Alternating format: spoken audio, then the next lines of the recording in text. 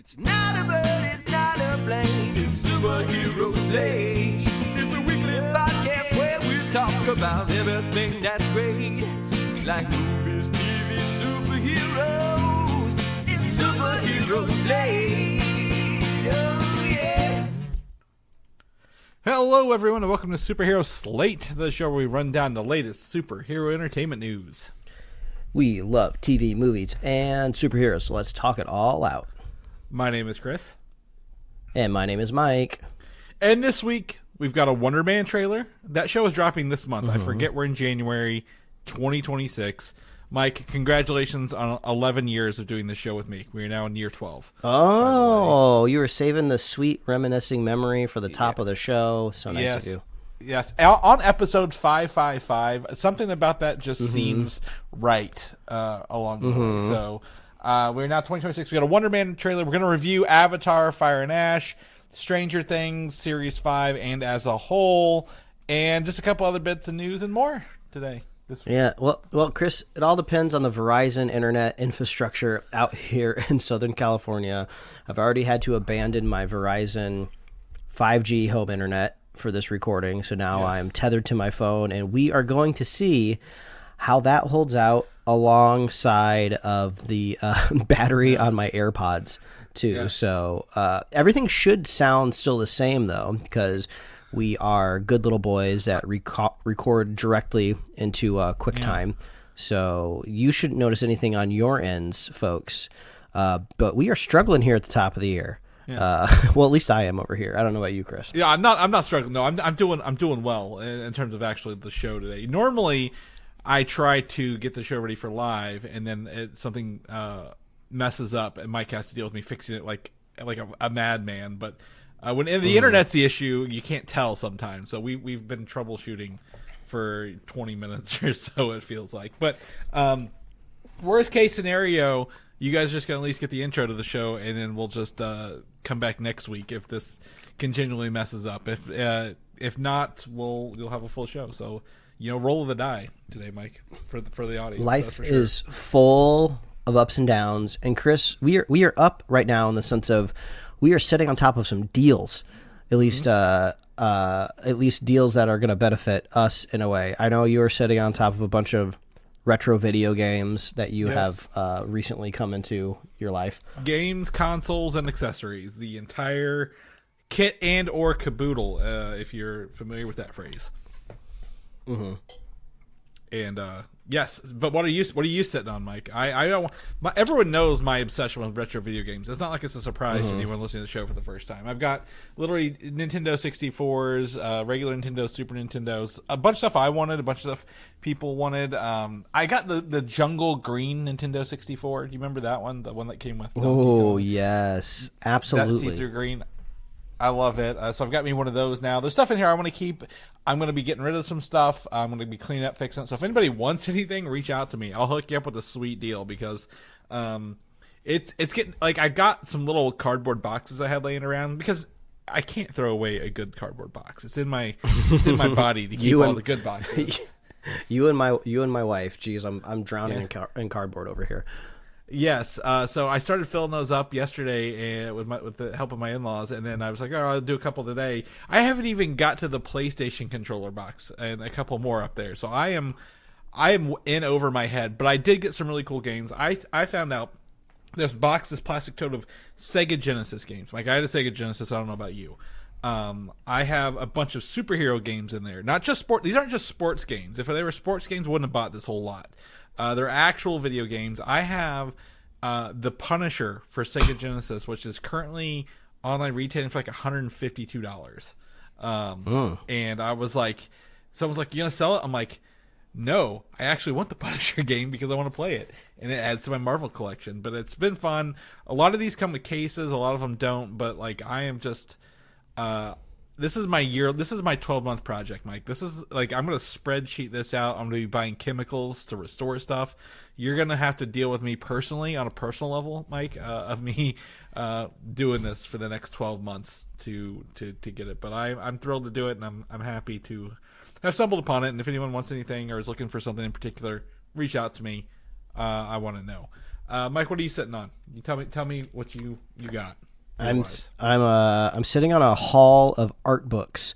I have been an art book collector for a while. Usually what happens is I walk out of the movie theater and I go like, oh my gosh, the art in that movie was beautiful. I must own the art book. And I run to Amazon and the art book either exists already or it's on pre-order. And then there are great gifts also if somebody's like kind of looking for like gift ideas. I get art books a lot as gifts. And I just kind of made the realization the other day when I look up like how much room they take. Like art books are big too. They're big and they're heavy. Preach, brother, preach. And I get these art books and like I'm so happy to get them, and as soon as I unwrap them, you know, I leaf through them, I look at some pages like, oh wow, this is great, this is so much information, there's so much visual reference I can pull from in the future, and then I literally never look at the book ever again. So I just had to make a hard and fast rule that like I'm only going to keep the art books that I actually think I might open one day and use as reference to make more art.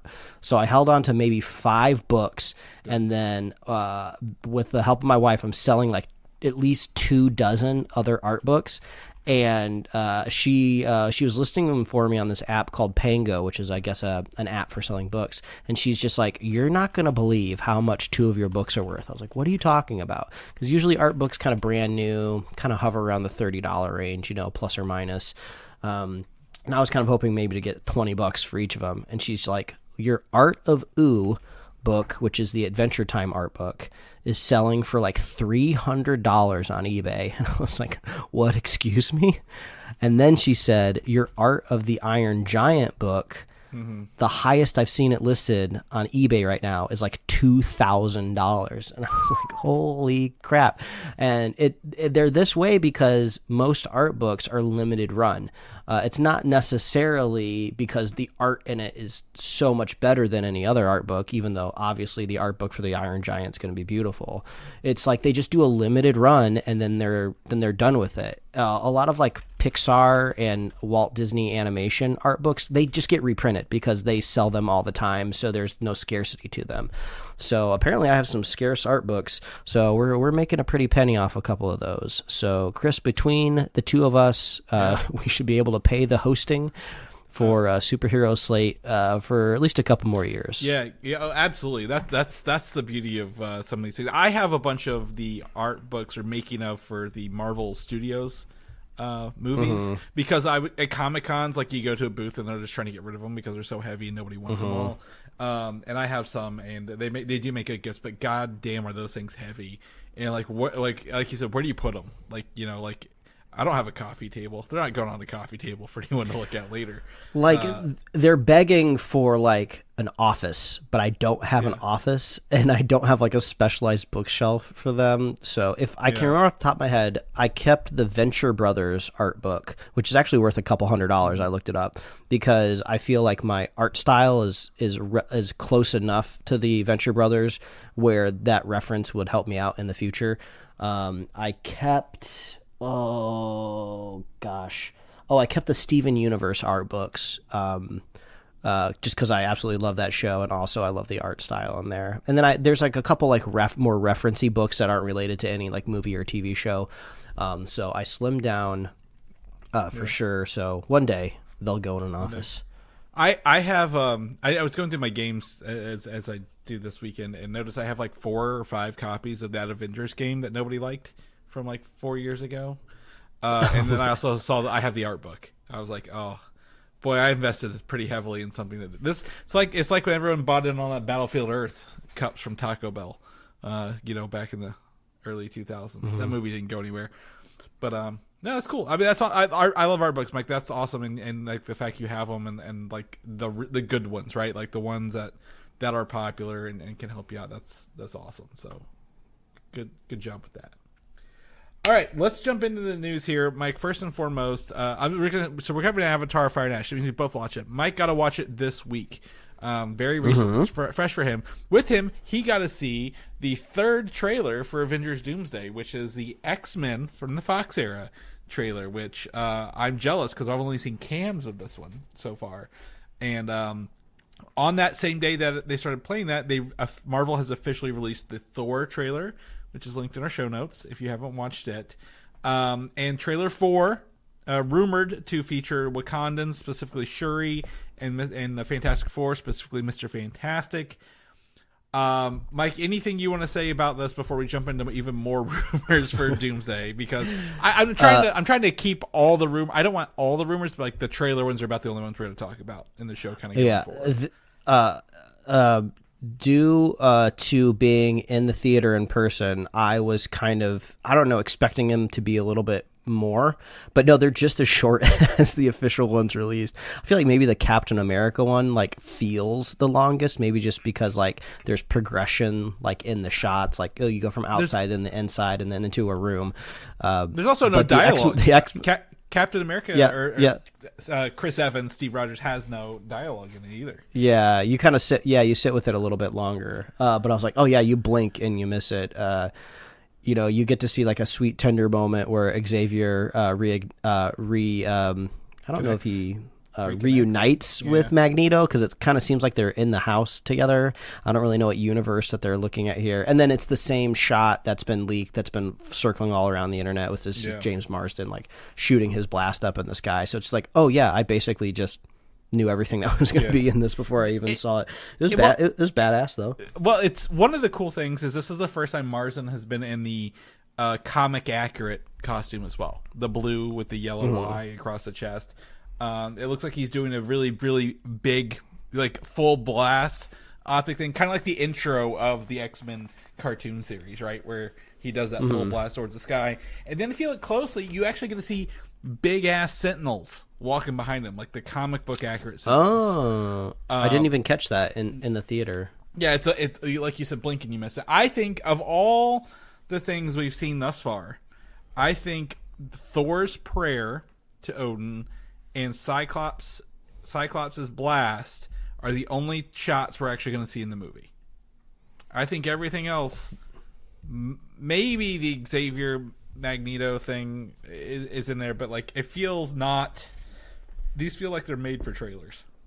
At the end of the day, it does. Especially like the meandering through the X Mansion feels like very teasery, trailery in a way. I guess one thing that you could look out for if you happen to be going to Avatar to catch maybe the last trailer of this X-Men one, it's the very last trailer before like the Avatar movie starts going. It almost feels like they're hard coded, like attached to the film, because you like usually, at least in my theater, you watch all of your trailers and then you kind of get like a Cinemark like Coca-Cola Synergy commercial, and then the movie starts playing. So it's like, oh, am I not going to get my freaking X-Men trailer? But then it plays and then Avatar. Well, so don't get too concerned if you haven't seen it yet. Yeah, and I think it's due to how they're locked, they're key locked. We've talked about. I think the movie has to play for them to watch the actual trailer, and like that's a certain way it unlocks her. So absolutely. So also, and this is news, not rumor, the Korean ratings board has listed 2 more Doomsday trailers for rating, so possibly up to 6 trailers total. Mike, we keep getting the scoopers / rumor train for these is like getting like, if you throw it at the wall, it'll probably be an article. If you want to make a rumor now, Mike, if you want to make a Doomsday trailer rumor right now, do it. And we'll see if it makes get steam. But like they've also done it. So my theory now is maybe they're going to do one a week up until the Super Bowl big trailer reveal. Like I feel like they have the money, they have the engine to do this. They probably filmed all these things for the trailers back when they were doing the movie. Like they don't have to. They knew they were going to do trailers. This wasn't like a last minute decision to do a trailer. Do you think they could do 6 leading up to the Super Bowl? Like huge moment. I mean, if we're leaning into this idea that a lot of the stuff we're seeing is not going to be in the movie, I mean, they don't have to worry about like spoiling too much or revealing too much. That would be really cool. I mean, we'll probably talk about it a little bit at the end of the show when we talk about Fire and Ash, but that movie's got legs, and I think it just crossed $1 billion. Yeah. So they're going to leave it in theaters as long as it keeps making money, so they can keep slapping trailers in front of it. Yeah, absolutely tied in there. Now, the last bit of thing is, I don't know if you've noticed this in all the trailers, right before they had the date, it says hashtag Doomsday, and then the date pops up with the countdown timer. Right? There's like a little glitch, and everything is a different time code. And people have been running with these time codes as rumored dates, rumored time codes. We don't know what they are. So people have saying that the date codes have been like relating to scenes from Endgame. So like the Captain America one is the scene where Loki is being captured and like he runs off with the cube. This essentially kickstarts the Loki show, right? The second one from Thor is Bruce Banner talking to the Ancient One whenever they said you have to pull the stones and put them right back where you were, which is what Chris Evans, Steve Rogers was doing at the end of Endgame. And then, interesting. Okay. And then the one from the X-Men is the scene where Hawkeye goes back in time and comes back with that baseball glove in his hand from Endgame, where they're testing the time travel. So, so they're kind of leaning like, hey, maybe maybe Doomsday is a sequel to Endgame, and that all of their time travel shenanigans are causing these incursions. And Doctor Doom is like, these are the sons of bitches who did this, and I'm going to go stop them. I mean, kind of thing. I mean, honestly, that's probably their best strategy when they were breaking the story of just like the last two phases of Marvel have just been all over the place, like very much like hit and miss, spray and pray, throw what you can at the wall and see what sticks. So the Russo brothers were probably just like, let's just do a sequel to the last one that really worked. And it's really, if you think about it, it is a sequel to an Avengers movie, so they would be calling back to the last Avengers film. And then, of course, throw Loki in there because that's like literally the best thing that they've done since Endgame. So, I wonder. I would assume that I can trust these people looking up the time codes, but I wonder like how perfectly it lines up. Like I'm a stickler when I send somebody time codes like on YouTube, like when you do the checkbox. So I want to make sure as soon as they click that link, they are right where they need to be watching stuff. So I wonder like, okay, how close are these time codes to like actually like when Hawkeye comes out of the portal with like a glove? Like do you have to wait like a minute before it gets there? It's pretty close. They actually showed the screenshot of the exact time code and like the scene that it kicks off. So I feel it's pretty close, but once we have the next four or the fourth one, or possibly the next three trailers, who the hell knows? We're gonna see what it does. But I simultaneously love and hate the Doomsday rumor people. And you sent me one I didn't even know about yesterday, maybe this morning, of like the green box around Avengers Endgame. Yeah, you can make anything a conspiracy now. Yeah, you could literally. People are trying to throw anything at the wall and see if it sticks, and it's fun. But I love the energy for it, and we're here for it. Moving on, Marvel is also kicking off their next project, which is Wonder Man, dropping at the end of this month. I believe it's 8 episodes, 30. There's 8 30-minute episodes, or the short episodes, not the long ones. And this is, I think, our first pretty like we've had some teasers, but this seems like a full trailer where it introduces. Simon Williams as who will play Wonder Man. Essentially, is trying to get the role of Wonder Man from the Kovac, the director who's trying to fight superhero fatigue. This is a very meta commentary series, Mike, if you can't tell by watching it. They're bringing back Ben Kingsley as Trevor Slattery, and the biggest thing to me is like Hollywood. There no superpower people are to be in movies, so it sounds like there might have been an incident that triggered superpowered people being on movie sets or something, possibly. And Hollywood's down on it. I wonder if it's just as simple as like they can't get the set insured if there's a superhero on it. Of just like, oh yeah, no, we can't. Legal won't let us. We can't get you covered by. And this trailer really sells it for me even more. It kind of seems like lower stakes in a way of like. The big thing that they're trying to avoid is his secret coming out. There's lots of scenes of him trying to act like he's not a superhero, so I think that's kind of fun. So I wouldn't expect there to be like really a bad guy in this show at all. It kind of just seems like we're watching Seth Rogen's The Studio, but instead it's set in the Marvel universe. So this could be like a fresh take that I'm looking forward to. Yeah, I think that the spotlight's low stakes. The only thing I would call it, the Department of Damage Control appears again. One of the people, I believe, they're asking Trevor Slattery to spy on Simon. So we might find out he's like a he's a clueless guy with a good heart. So I think, he'll find like, yeah, I'm doing this because I thought, he's wrong and it's going to be that. I think so. The bad guy to me is maybe the Department of Damage Control. I think in the trailer, or maybe it was like an image I saw from it, this is the, for Hollywood, the, no power since the Doorman incident. And Doorman is a powered person from the Great Lakes Avengers era of like really, really bad people with powers in the Marvel comics. Mm-hmm. So it sounds like we'll do that. Yeah, it's all going to drop at the end of the month here, so we'll probably be talking about it come February. But yeah, check out that trailer in the show notes. Moving on, Fantastic Four 2, First Steps sequel, I guess we'll call it. They're rumored. Marvel is pretty much going to do it, right? They would be silly not to run with this character in universe, or not even universe, the characters they've set up from this universe. And they were rumored to want Matt Shakman back to direct this unannounced sequel. And it seems that the Fantastic Four characters will have larger roles in the upcoming 2 Avengers films, Doomsday, Secret Wars. I think this is a no-brainer, right? Like, Shakman, he did WandaVision. He's been giving us some of the best stuff. Like you said, Loki, but also WandaVision, right? In post-Endgame Marvel.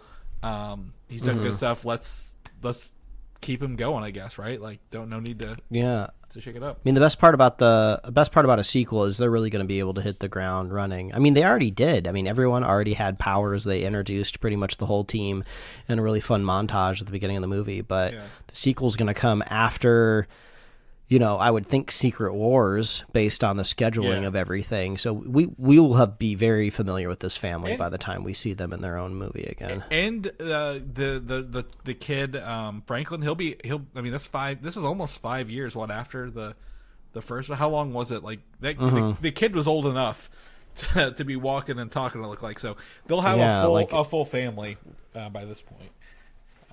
And maybe even Valeria, the daughter, the brother or the sister to Franklin, she could possibly be in it. So I'm excited for this to come out, and I want to see. Again, we've talked about the soft reboot. Even if they went back to their original universe, which would suck, I wouldn't want them to not interact with these other characters. But like anything they do is going to be awesome, right? To see these people around with that. Black Panther 3, Chadwick Boseman, he's out talking about something. He doesn't have a project coming out, but he's out doing some interviews. But he's been talking about Black Panther 3, and that he wants to do it. He wants to come back. Like, it's not like he has to. He really wants to. He worked his way through Wakanda Forever. But he'd also revealed an interesting fact that Sony stopped him from using Kraven in the original Black Panther movie.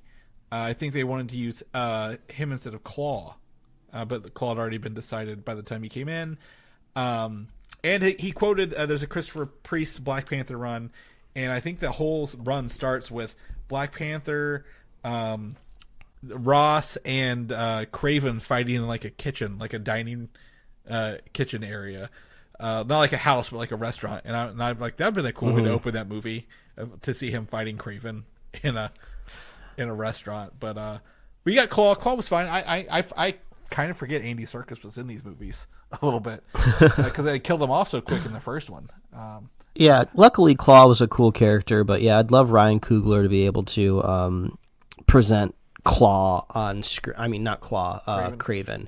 I love his portrayal in the last Spider-Man game because he was so like kind of comic book accurate. Yeah, I feel like there's a whole like subset of social media of like these bro fitness influencers that are basically trying to achieve Kraven just lifestyle. So it would fit in the zeitgeist pretty well to bring somebody in. And also like Hollywood loves the ability to cast somebody big and jacked in their movie. I mean, no offense to I can't think of his name. Aaron Taylor Johnson. Aaron Taylor. Quicksilver He's himself. Obviously jacked, but I feel like Kraven's got a bit of a volume to him, like a diameter to some of the muscles. But yeah, love to see Kraven at some point in the MCU. Kraven is known for his hunts, which I assume in other continents, not just New York. So dealing with maybe he is hunting the Black Panther, but we don't know it. Kind of like they don't know it. Like, how is someone who is smart and actually able to he's not telepathically communicate with animals again. God damn that! I forgot the Craven movie even existed until we talked about it. But yeah, what we need is we need Craven to be like teased in a movie with like another hero. And we think that this hero is going to be along like the whole way, like it's going to be like a Taskmaster type situation, and then the movie opens up and it's like, oh no, Craven captures them, just to like prove to the audience like, oh no, Craven, he's a hunter. He can capture even your most favorite beloved superhero. I tell you what, I mean, we've got a new Spider-Man trilogy coming up, and he's most known for being a Spider-Man villain, right? In Craven's Last Hunt. So it could be, one of those things where maybe it's the Spider-Man 3, it's the handover to Miles, and Craven's better than the original Spider-Man, but he doesn't know about the other Spider-Man. Kind of like the game, right? Like the game had a really good Craven usage in there. So highly recommend that people playing Spider-Man 2 for PlayStation 5. Easy now, killer. Let's jump into Blade news. I shared this with you. I think we talked about this off air between us. Is the rumor is that Jordan Peele and his Monkey Paw Productions are interested in doing the Blade movie for Marvel. We've talked about Jordan Peele being like possibly in line for X-Men before they hired the guy who did Thunderbolts, some other stuff. So it sounds like there's some open communication between Monkey Paw Productions and Marvel Studios. Does that sound fair to you based on all the rumors we've heard? So when this rumor about Jordan Peele doing the Blade movie came out, that kind of lined up with what we know about Jordan Peele's most recent films, right? He has a history in horror and supernatural films. Blade is horror and supernatural at the same time. Seems like a match made in heaven if we could get him. And then Monkey Paw Productions commented with the eye emojis, and the internet blew up even further, if you will, about, oh my god, they're going to do it. This is a confirmation. Then Monkey Paw parodied their own response by saying, when the internet thinks you're making a Blade reboot because you said eye emoji. And honestly, I could go either way. Sounds like a fun time, but this is just funny, like how fast these rumors have gotten out of control. You gotta be careful. Sometimes those emojis can be legally binding. But I mean, it makes sense, right? It makes me wonder, because it's been a minute since we've seen Jordan Peele kind of have any traction, I guess, on his next movie. I'm sure it's in production and it's great, but I feel like he hasn't like hit the theaters in a minute. So I don't know. Maybe he is interested in a big old payday from Marvel, or who knows? Maybe like somebody like walks up to his like front gate at his house, like every other month, like, hey, you want to make a Marvel movie? He's like, come back to me next time. His only 3 movies are Get Out, Us, and Nope. At the end of the day, where he was a director, he's not had a good run. I would say Him didn't do very well this year. That was his Wayans. Like executive produced. Yeah, there's like a whole other like side of his business where he's just producing and putting his name on it. So and then he couldn't buy. What was it? Weapons. The story came out where he wanted to buy Weapons, the script, and like his team let him down, so he like fired his team or whoever was in charge of that at the time. So it's not been a good run. Blade would be a good run for him. I think it's had enough. It's had enough bad news, enough kicks, if you will, while it's been down. But do you think he'd be a good fit for it, Mike, based on what you know? Because he wants control. I think he would want that creative control. Yeah, I think he'd be a great fit to make a Blade movie, but would Jordan Peele want to fit into Marvel? I think is the big question. Yeah, he could. I mean, if Marvel's going quality over quantity, they might let him. They might just let him. They were like, you know what? We need something different. Give it to him. Let him have it. Let him run with it. Bob Iger, he has to retire in like a year anyway. We won't have to worry about him saying anything in 12 months or whatever his secession date is that may get extended because he likes to stay longer, whatever that is. So anyway, Blade news on the thing. All right, we feel like we're rushing through this, but we got 2 reviews we want to go through, and we don't know if Mike's phone will last. So we're gonna. I think we're good right now. I think we're good. That's fine. So we're gonna jump into the. I don't know. This is technically the shorter of the 2 things, despite it being a 3-hour and 15-minute film. So we're gonna jump in and talk about Avatar: Fire and Ash. I'd say full spoilers. This movie has been out for almost 3 weeks now. It's not really anything that's going to be spoiled for you on the internet. I think will ruin this film either. By the way, I don't think this is like a big reveal. Yank the rug out from under you, changes you how you view the Avatar films. It's just a sequel to The Way of Water. Is how I'm gonna give it the first thing. Like, if you didn't watch Way of Water, you're not gonna get this movie. Go back, watch Way of Water, because this is exactly the second half of that film. If I was to say. Also, like on the reverse end, Stranger Things, we're going to be talking about the final season, so obviously we're going to be talking about spoilers. So yes. I guess this is your heads up. If you haven't seen any of these things and you care about them, I guess this is the shortest episode of Superhero Slate that you'll ever listen to. Yeah. So I guess bye, and then hello and tune back in if you're ready to hear about Avatar. Yeah, if not, we'll see you next week. If not, here we go. Let's talk Avatar, Mike. I saw this day it came out, 3D even. I had to watch it in 3D because I was like the only one. Did you see it in 3D or any special feature? Yeah, it was the time that worked best for us was 3D. But bemoaned by my wife, though. She liked the 3D, but she said she could only handle it for about 2 hours. And then it was just too much visual input for her, and it was too stressing on her eyes. Whereas I told her it was like a visual feast for me. I was like, can I make it 4D? How can I get more dimensions into my eyeballs of this movie? So I told her next time we'll try to bring those like 3D removal glasses where you put them on and it's just 2 dimensions, and then she can kind of just like swap in and out. Like when the action scene starts, she can put the 3D glasses on I love the 3D. I forget like how immersive and well done from Cameron's team it is. Yeah. So I'm glad I didn't just end up going with a 2D screening. Well, the beauty of this is that the film's almost all CG generated for most of it. So turning it to 3D is essentially just turning designing all the models with 3 dimensions and then adding that depth to it. So it's a pretty easy conversion. But like, I'll agree with you. I'm not a 3D person. I'm blind in my right eye, so I can't see a lot of 3D, and so it will make me sick. But I was not overwhelmed by it. I will say, the one thing that always catches me off guard with these films, Mike, when you're not watching them at home, is the 48 frames per second. Like when this movie starts and you get the trailers that are like 24 frames per second or even 30, and then jumps right into 48, it takes about 2 to 3 minutes for me to adjust to everything feeling like it's moving very fast, even though it's not. But once you hit that 5-minute mark in this movie, I'm in. Nothing's bothering me. I'm not thinking about how it's made. I'm just watching the movie, hitting the ground running. Because this one picks up pretty closely where the other one ended, right? Like almost like the weekend after, it felt like. Maybe it's kind of crazy.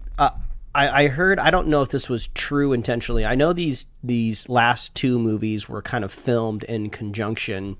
And I think even Cameron on a podcast said that, like, I think he can't even really track the line items for like the budgets on the 2 movies because it's kind of just like one big project for him. So he's just like, that's for the executives to figure out. I'm just out here making the movie. Yeah. I think he's quoted saying like these movies cost a butt ton to make, so they need to make a butt ton at the box office, which I thought was pretty funny. But either this was originally supposed to be one full movie and then he decided to split it into 2, or I don't know how early in the process that was, but yes, you can very much look at these as like 2 side-by-side projects. There's absolutely nothing related to like the similar gap that you see between the first Avatar movie and the second one. This is like a kind of like a whole new era for the story. And yeah, when we were driving to the theater, I was like, oh, crap, yeah, somebody told me that this is basically a sequel to Way of Water, and it would be helpful to like either rewatch the movie or watch a recap, and I forgot to do that. But luckily, like sometime like last year, maybe earlier, I guess in 2025, we rewatched it just like casually on in the background. So when we were driving to the theater, my wife and I were just trying to recap the movie to ourselves. We're like, okay, wait a minute. Who died? Who lived? What was the son's name? I don't remember the son's name. And then we were just like, oh, I remember Spider. He's like the one human character, and he has to breathe through a mask. And that stuck in my head because I swear I saw either like a half a TV spot or like half of like a Threads post where like somebody was talking about his like ability to breathe on the planet. So I was like, maybe that's going to come up. So I'm glad that was fresh in my mind, because this movie is shockingly driven by Spider's ability to breathe on the planet. Like if you would have told me that going into the movie, like, oh, that's going to be the driver for the whole plot, I'd be like, wait, what? Spider's like such an ancillary character. He's just kind of like along for the ride, just to remind you how big these blue people are, I feel like. But I mean, in my opinion, it worked. The story worked for me. Well, I agree. I think that diminishes his role because he is the actual legitimate son of Quaritch, who is now his role is perpetually be bigger. the villain. His role is much bigger in this movie compared to the last movie.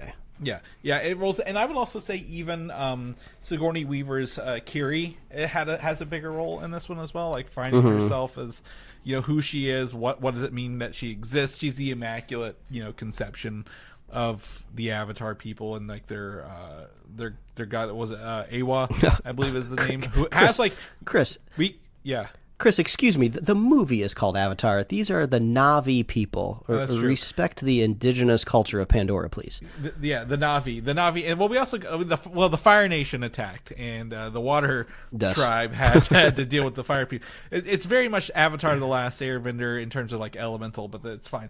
But overall, like I had a really good time with this movie. Like I'm just, to get out of the way, like I had a really good time. I've not thought about it a lot since I've watched it, to tell you the truth, but that doesn't mean I had a good time.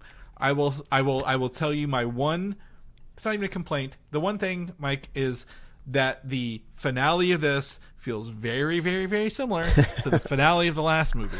Gosh, I can't decide if it's insane that James Cameron basically made the same movie over again and made me love it, or if he's just like a madman and there's like something bigger at foot here. Because it wasn't until like halfway through the movie where I was just like, hey, this feels like really similar to the plot. And then at the end, when they were setting up like this big fight to happen back at kind of like their beach city or whatever it's called, I was like, hey, wait a minute. And then like the whalers are back again, and I was like, okay, this feels like very Cameron, right? I mean, the iconic story of him going to pitch the Alien sequel, and he puts an $S sign. He's like, oh, I'm just going to give you more of what you liked. The way so of this waters. Is basically The S yes, exactly. This is the way of waters with the $. And like, I don't want to compare this movie franchise to Fast and the Furious, because that's not fair. Like the Fast and the Furious movies are just like schlock that they churn out for a buck. This is like very finely handcrafted like artwork, whether or not you think the stories are like simplistic or straightforward. Like I think these movies are great, but I go into them knowing what I'm looking for, right? I'm going to see some really cool visual effects. I'm going to be able to hang out with my Na'vi family again.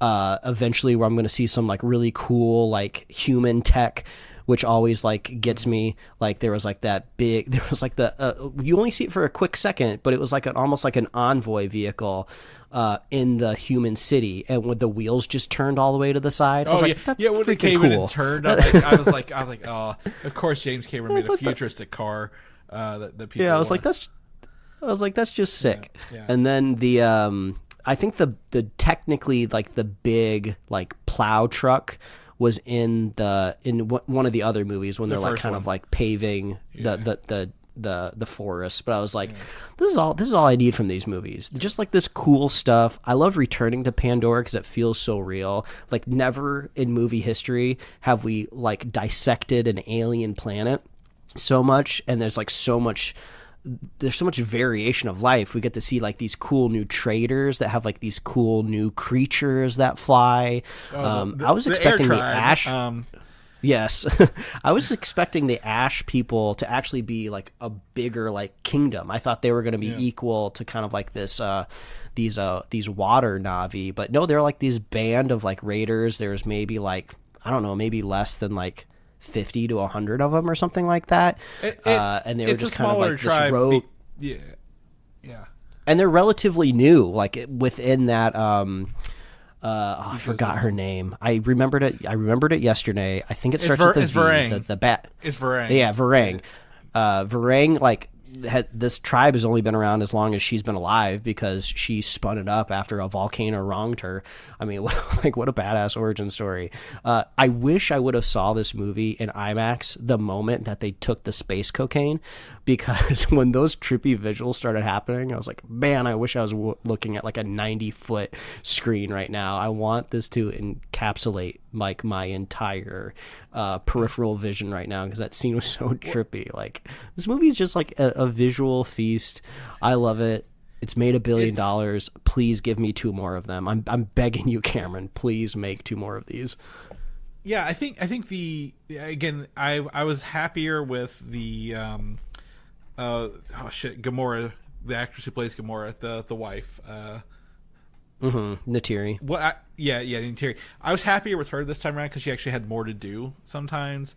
There were some deep moments, like whenever Jake thought he had to go and like kill Spider, like in the woods, like look the other way. I was like, God damn, this is wild. Like, they're taking it this far. In some of these, I'd be lying if I said a couple tears didn't fall from my cheek in this movie. Like nothing emotionally impactful like this ever happens in the Fast and Furious franchise. So I'll keep making my comparisons to other very box office friendly franchises. The one I was going to ask you, it's been a couple weeks since you've seen it, so maybe you might not remember, or maybe you didn't clock it, or like you said, you haven't thought about it much since you saw it. But the one thing that kind of bugged me about this movie, and like I can let it slide because I had such a good time. So when the Colonel, he's Quaritch. a Colonel, right? The bad guy in this movie, Quaritch. Yeah, when Quaritch and the Sully family depart ways the first time, right?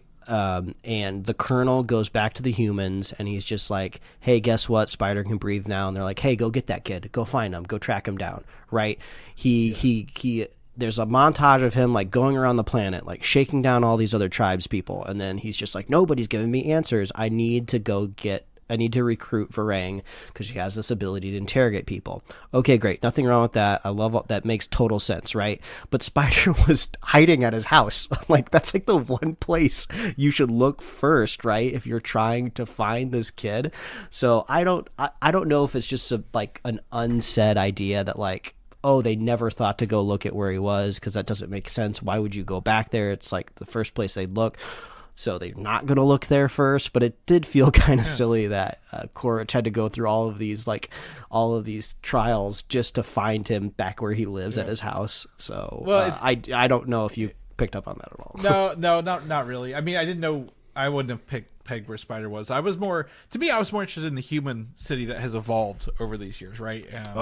Very cool. But at the same time, I was disappointed with how little we got of it. I'm like, oh, this feels like a video game scene where you have to go, help someone escape in the middle of the city, then run from the ships, and then there's like a couple explosions. Like, I wish Neytiri had actually done some damage, and like, oh, the military person's like, we lost this, we're behind now by months or whatever because they couldn't do something. I really wish they would have terrorist the humans in this one a little bit more. Well, Neytiri definitely did some damage, but it was never vocally like confirmed, right? So exactly. Cameron does have a window, like maybe the next movie opens up, like I would love to see more of the human village, so maybe the next movie could open up the whole opening scene is just from the humans' perspective on how they are dealing from the fallout of a Na'vi like shooting exploding arrows like basically all over their explosive tanks. Because was like Giovanni Ribisi's character's there. He wants the he's back. He wasn't in the Was he in the second one? I don't think he was in the second one. I think he was briefly in 2. Because like I said, this happened like a weekend over, like, and it takes like years to get there. So I think he was in the last one.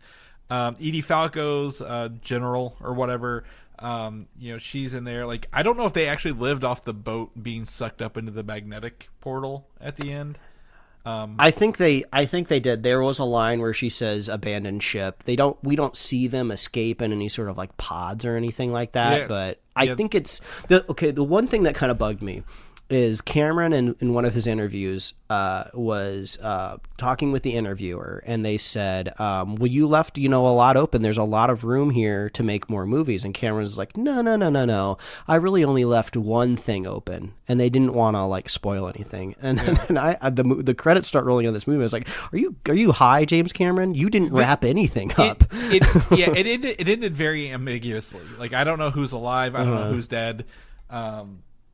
I forgot Varane just kind of ran off from Kiri and her god powers. Korich is definitely alive. I mean, you've kind of already established his character just survives everything.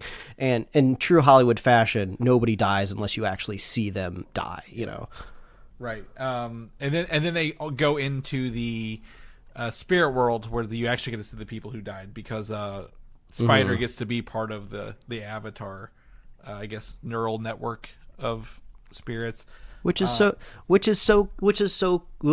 cool. I love like this like imaginary culture that like Cameron's invented of just like, wouldn't that be like so rad, where like life and death just isn't so brutal, where you could still like commune with your ancestors, you could still go visit them, you hang out with them, and it's like they're actually there. Like, man, that's so beautiful.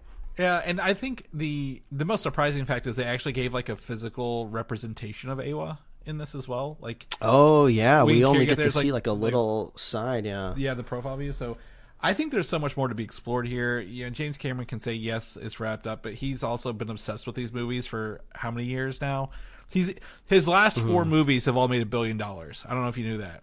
All last 4 James Cameron directed films have all been $1 billion. He's the first director to ever have 4 $1 billion movies, and they were the last 4 he did. So it's surprising. Yeah, I think, but like I don't think he wrapped it up. I agree. I just want to say before you go, I don't think he wrapped it up as well as he thinks he did. I think it just ended. And I'm like no. But like there's video games that are analogous to this. Like they have Korich, who actually has a voiceover in the DLC for the Avatar game. From the real actor. I'm gonna have to. Yeah, so I'm gonna have to get on this I'm gonna have to get on this Pandora game. I think it goes on deep discount occasionally on the online stores. And they added third person. And they added third person, so you don't have to play in first person the whole way through. Love that. I would love to give that a shot. Yeah. I think like I said, I very much want more of these movies. They're great. One thing I'm trying to prepare myself, at least with like the social media narrative, just because I'm a human being and I'm on social media just like everyone else is, even though I wish I was on it less. I think we're going to be getting, even if there's 2 more movies, I think we're going to be getting diminishing cultural returns. There's already people out there that say these Avatar movies have no cultural impact because they can't remember any of the characters' names. And to them, I would just say, name one other character's name in like the Mission Impossible franchise. Like some people might not even know Tom Cruise's name is Ethan Hunt in those movies. I can't name any other character in those movies. So that's already a failed test. But I think critically, this movie is slightly lower than the other 2.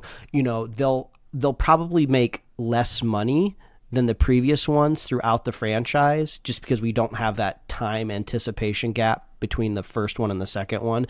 They're still going to make, a very successful amount of money, but I would just prepare yourselves for that, people out there. If you really love this franchise, like, I don't think we're going to be picking up like more feverish fans along the way. I think there's going to be a lot more contradictors that jump on the bandwagon, but I don't care. It's fun. I love this planet. There's 2 things to you. Number 1, asterisks. That's domestically in the U.S. This is a global phenomenon where it is taking off. Like the U.S. people made. That's right, Chris. Everything you're saying is like everyone here in the U.S., which is not like the majority of the money that make the, like, I think it's like 350 to 400 domestic, but it's like 600 to 700 globally. Like it's doing gangbusters over there. But at the same time, James Cameron may not do anything culturally, but like what he is doing for filmmaking and how this is being shared and applied to more movies will be the results of the Avatar films, right? Like the how good does, like, I know South Park parodied James Cameron raising the bar, but if this is what movies can look like, and you believe that there are Na'vi, 7 foot, 8 foot tall blue people running around with humans, and you don't even think twice about it. That is what he's going to be giving to cinema and people who make movies going forward. All this technology, all these tips and tricks that we won't talk about. I believe People in won't James know, Cameron. So. Yeah, I'm trying to think if So- there's anything else I want to pull out about this movie. I thought the Miley Cyrus song at the end was fun. I forgot that she did an original song for it, so that was pretty emotionally compelling. It does end pretty abruptly. Like, you kind of forget for a moment, this is like Spider's movie, and then Spider kind of gets like the final resolution at the end when he gets to connect to the tree. So it is kind of like we're out of the movie, and then we're so accustomed to like end credit scenes, and there is none in this. You're just like, oh, can I get teased a little bit more? But yeah, we gotta figure out what's the overall resolution. Somehow they have to stop the humans from coming to the planet. I don't know how you do that. I would think if the rumor is that we are supposed to get a glimpse of Earth in the final movie, in the 5th movie, maybe once we get to go back to Earth, they've claimed to say that the Earth has kind of been strip mined and destroyed. That's what we've been hearing. So if that's truly the case, maybe Earth is like about to run out of resources, and they only have maybe like one more trip left in them to get to Pandora.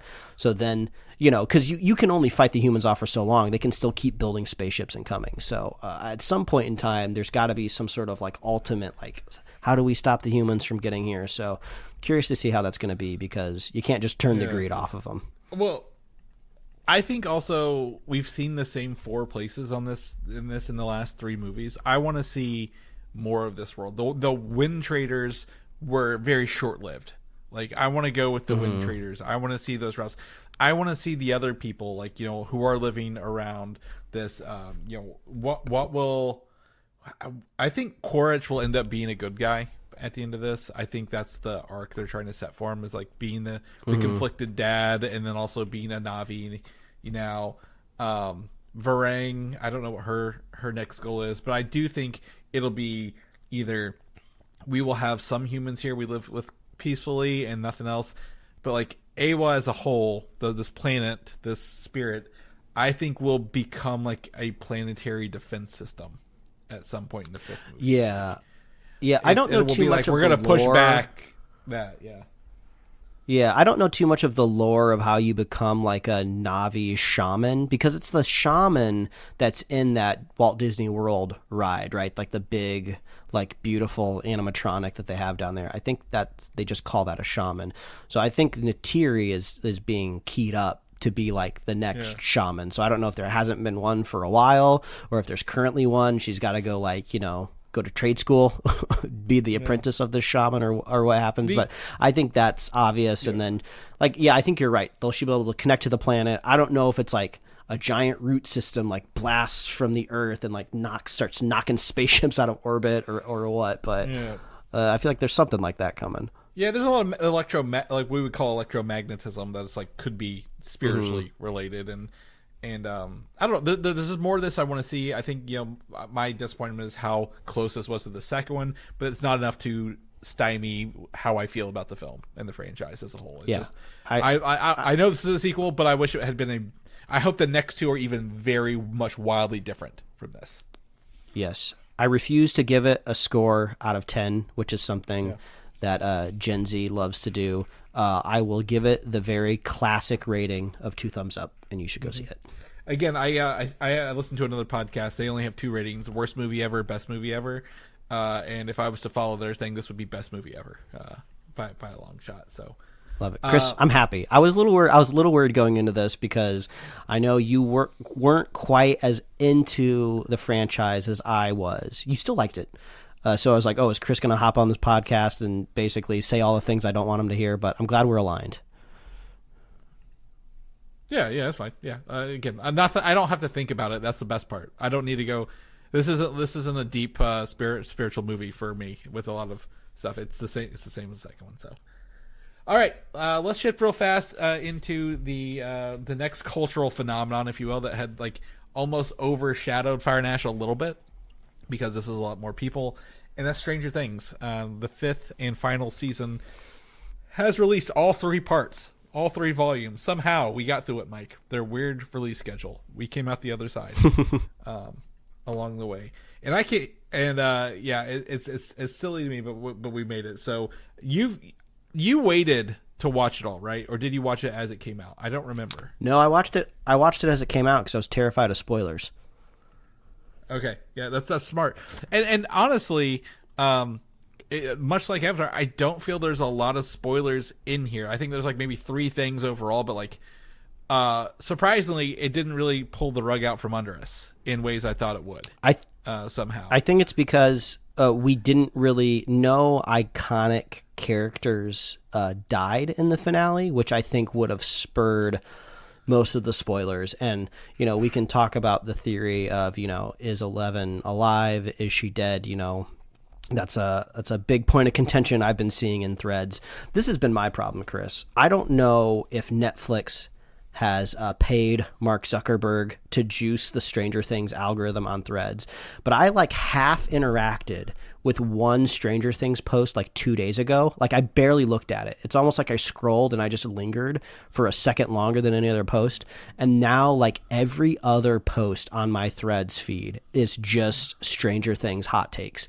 And it, like you said, it's so overwhelming. I tried to go into the app and manually search Avatar, Fire and Ash, just trying to get the movie I just saw, to pop up in my feed. Nothing I did was working. Yeah. I tried so much to get the app to show me Avatar content, and it would not. So I've just been inundated with Stranger Things over and over and over again. So I know all the hot takes. I know all the theories. I know the pros and the cons. I know where the fandom lies. So I feel like my brain is melting. Yeah. I'll just go ahead and say, I as someone who reluctantly came into the show, right? I think remember we've been doing the show the whole time. This has been out there, by the way, if people didn't know this. I didn't want to come into the show. Didn't really care for it. This final season, I appreciate the quickness at which the show hit the ground running and didn't try to linger on anything too far. Didn't try to set up more mysteries. That was something I really appreciated, and it just ran with it. And it's overall, I feel okay. Good. Yeah. I have no hot takes. I have no theories, Mike, because I don't care enough, but it doesn't mean I didn't enjoy it. I did. It's I enjoyed it. I'm glad, I saw all the ones where everyone thought, was it 8 was going to turn on the team, she was working for Henry and stuff. And I'm glad none of these batshit crazy off the wall theories came true, and it just kind of was what it was. The one thing I will say appreciate, they gave the villain a chance in the last episode to redeem himself a little bit.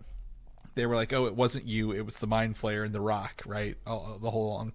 And he's no, it's me. I wanted to be evil. And I'm thank God he just said that, because that if they tried to they tried to redeem him in the last 30 minutes of a whole show where he's been evil and killing people the whole time, it wouldn't make sense, right? At the end of the day. But overall, I had a good time. I think it's a great team of characters.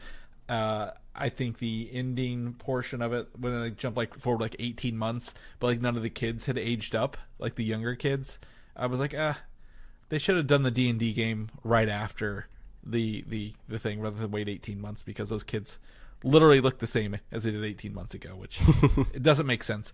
But overall, I had a good time. Nothing too bad. I personally, I think there's a missing season in here, a 4.5, because the one thing I know is that they kept going back to that high school scene where all the parents knew Henry, but they didn't acknowledge that. Chris, but this is where my algorithm is going to help us out, because I had no idea. But a stage play, I have the stage of Stranger play, Things, but I don't care. Exists. I don't want to watch a stage play to understand a TV show. We've talked about this before. I don't need to go watch something else. That's only in one place. It's not even a traveling stage play, I believe. But it's on. I agree, Chris Lakes, but also. By the way. Also, I think it's kind of funny because some people were trying to say, oh, how does Henry know all of these parents in Hawkins? Wasn't he locked up in a lab, during his whole, life before he got blasted into Dimension X? And to that, I think I agree with that. So why did they even need to make a stage play of him going to high school with them? He wasn't locked up as a kid. That was only 11. And when they were trying to replicate him, they found him as an adult to do that. That's stated in the show. Back in like this, was it last season? Whatever season Henry first appeared in. He wasn't put in there as a kid. He was an adult with like the inhibitor chip on him or whatever they call it. Well, I remember he was an adult with the inhibitor chip, but I thought that in like season 4 they showed his parents like taking him to that lab when he was a kid. Oh, I didn't get the vibe that he was just there. Because I thought his dad was the killer, right? They like that's why his dad was imprisoned, and like.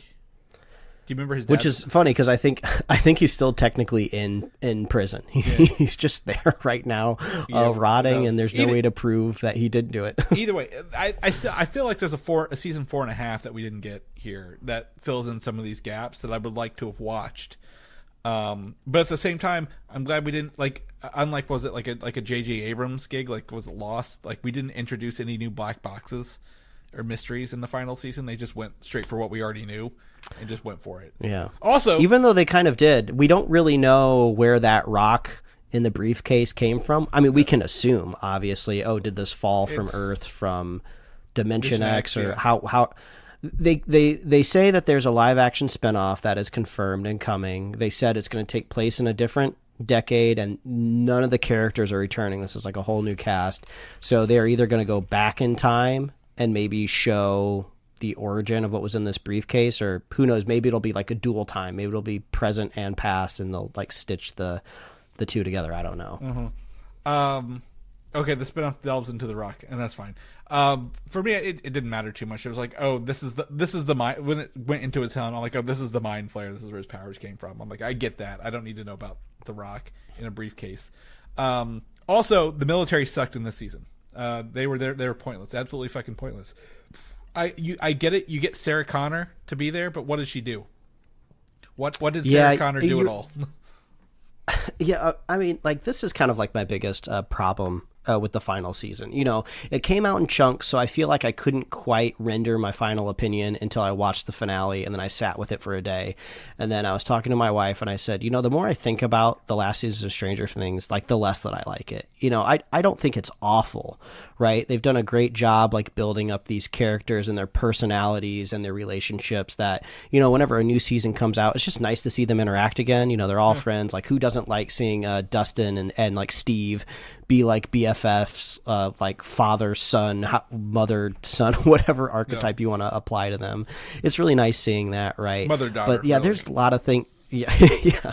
There's just like a lot that in this season that it didn't really work for me, or it didn't feel like exponential in a way. I feel like usually in a final season or like a final episode, you kind of like, you want to be like elevated beyond like the average. And it just fell very in the middle.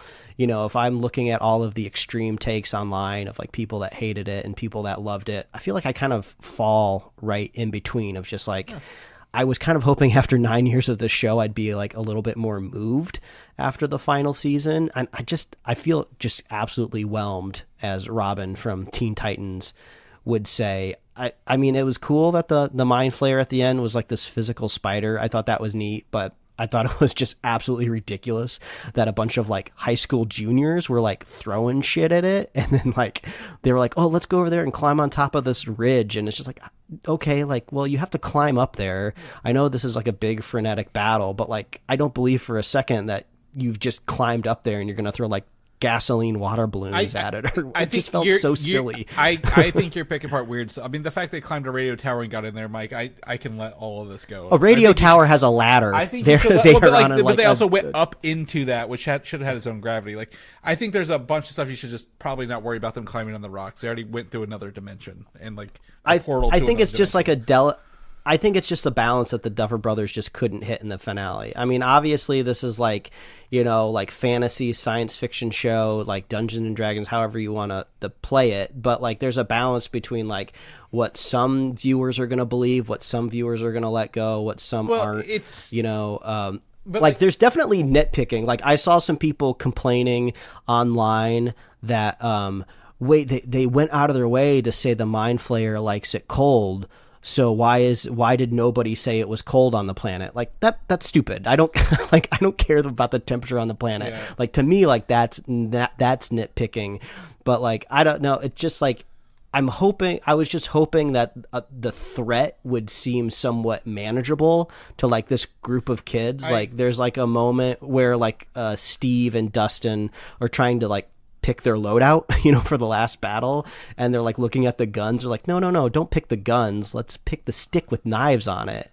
And it's like, okay, sure, whatever. Like, I think that's a pretty dumb decision. No, you're going to fight like an interdimensional monster. No, the guns didn't work on like the Demogorgons all absorbed the bullets. I think they already showed that the guns don't work on creatures from the other dimension very well. I mean, Nancy had a shotgun and it was working pretty well. Yeah. So I think you're getting into I think you're part of the nitpicky crowd at this point. But like, I don't agree. Well, you wouldn't agree, but like, there needs to be, to me, there's like the 4.5 that like it jumped really fast to this season, and that's fine.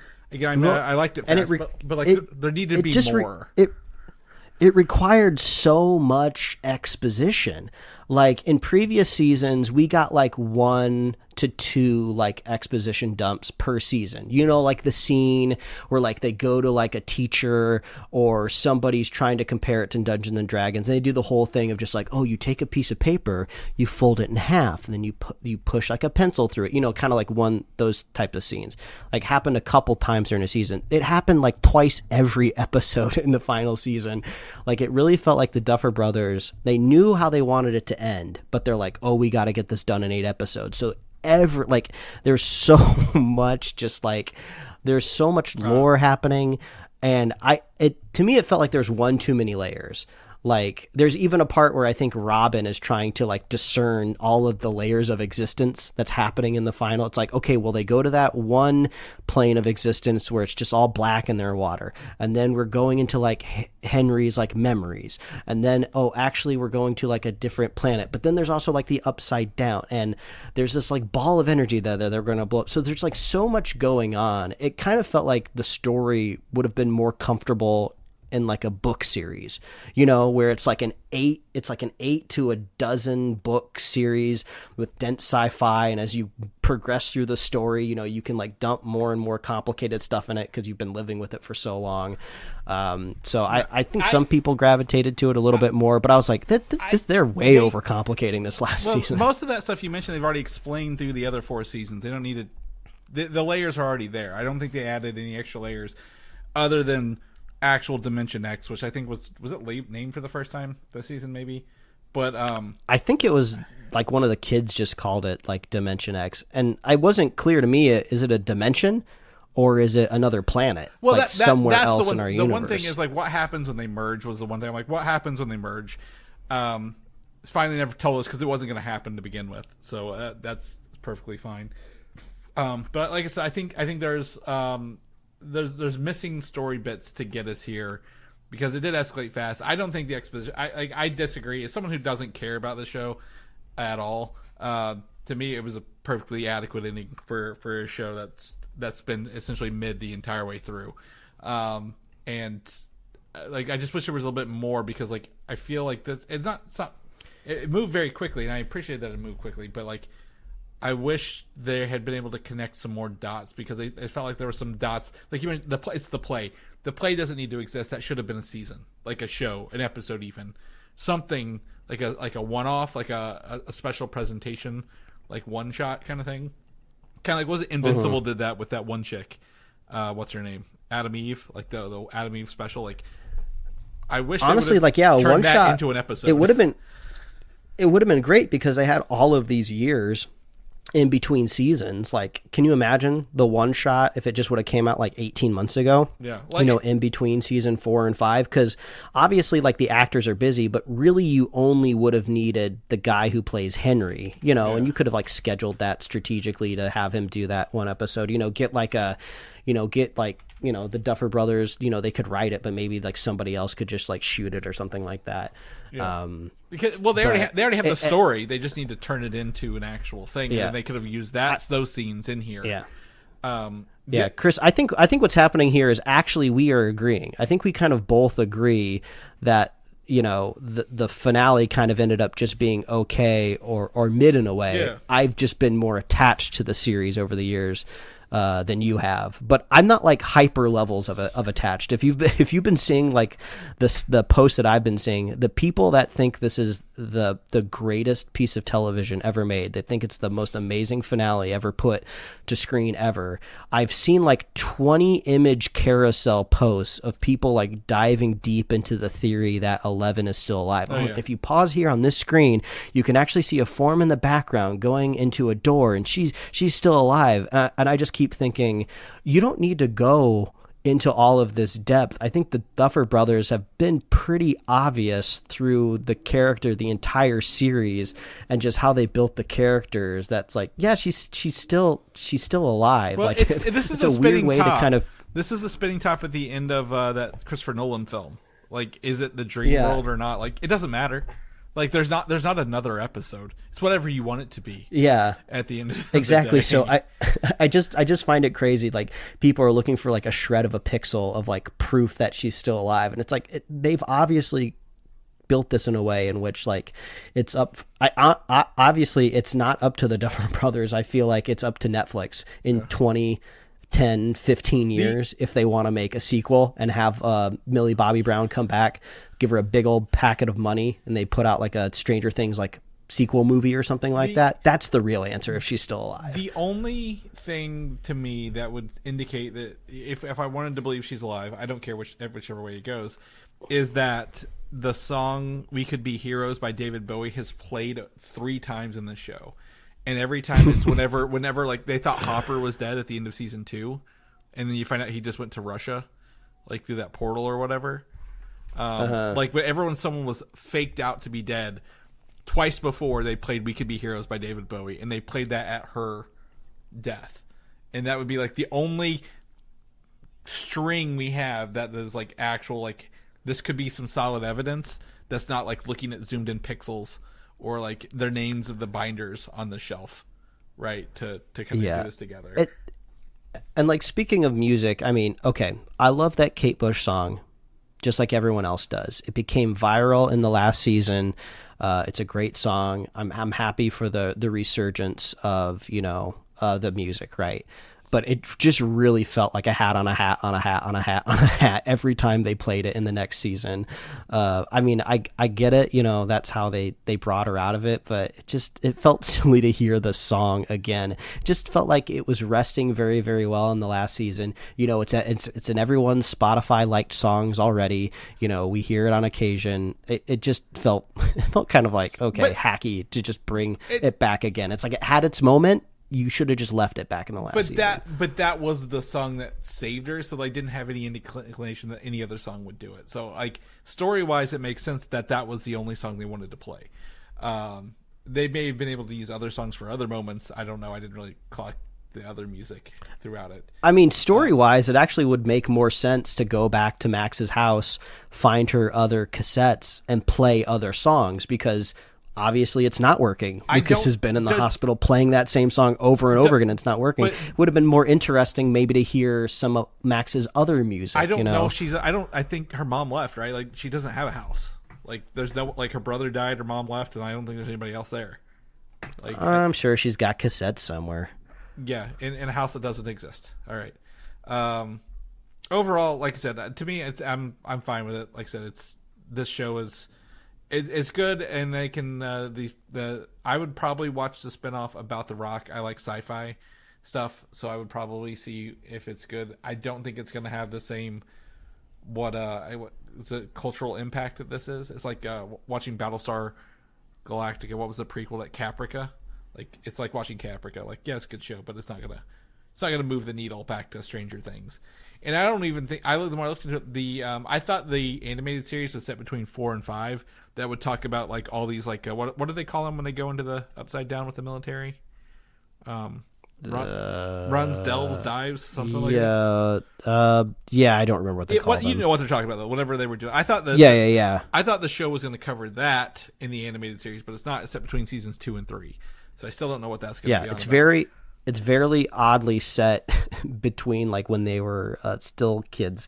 So I don't really understand the point of the animated series, but I think I'll leave it at a post that I saw of one of the many that I saw that felt perfectly, where it's like Stranger Things fans thought the Duffer Brothers were making Lost and looking for all of these like theories and secret codes and everything, when at the end of the day they were making what they were making the whole time, which is just the Goonies.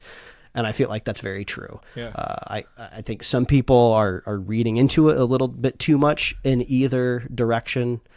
Truth lies in the middle. And I was just hoping for a little bit more for a show that's been going on for 9 years. But now I'm curious, like, where does Netflix go now, right? They bought Warner Brothers. They don't need this. I guess that's true. Netflix ended, and so like, oh, we got to buy a whole catalog from another company now. Yeah. I think the one thing for me is I'm just happy it didn't end as like they were playing D&D and this was the campaign the whole time. Oh God, Chris, you're gonna be sad to hear that that's definitely a theory that I've seen. I know. I know. I saw people say that from the beginning. It was like, oh, at the end it's gonna be, but like they didn't actually do that. Like that's not what it is. Like the actual truth is, it's not what it is. So that would have been even more whelming, I guess, for lack of a better phrase. So, all right, well, let's kick it out of here, Mike. We've somehow made it through the show with you being connected the whole time. But we'll let you get going so you can see if your Wi-Fi is working or not. And if people want to know what you're doing, what you're up to, where can they get you at, buddy? Well, if they want to find out where we are connected to the heart of Pandora, or if they want to find out how we're connected to the Upside Down, Vecta's Mind, Henry's Memories, who even knows? All I know is we're over at superheroslate.com. That's the best place to find all the things that we're doing at this show. You can find us on Apple Podcasts, YouTube, Spotify, wherever else you love listening to podcasts. If you want merch, you can go over to superheroslate.com/store. What did you think of these finales out there? We want to hear from you. Are you more of a Chris or a Mike on the end of Stranger Things? Or do you absolutely agree with us? We just had different expectations. Yes. Or do you absolutely agree that we need about 11 million more Avatar spinoffs? I want to just Disney just create some venture capital and just create the planet. I just want to go visit it. Put me on a spaceship. That's what I'm saying. I want to go to this planet so bad. So we love hearing from you. We love our super fans. So if you want to be a super fan of this show, all you have to do is share the show with a friend, share the show with a buddy, and we will be here every week, folks. And Happy New Year. Happy New Year, and we will see you guys as we kick off year 12 of the show. Catch you next week. Bye.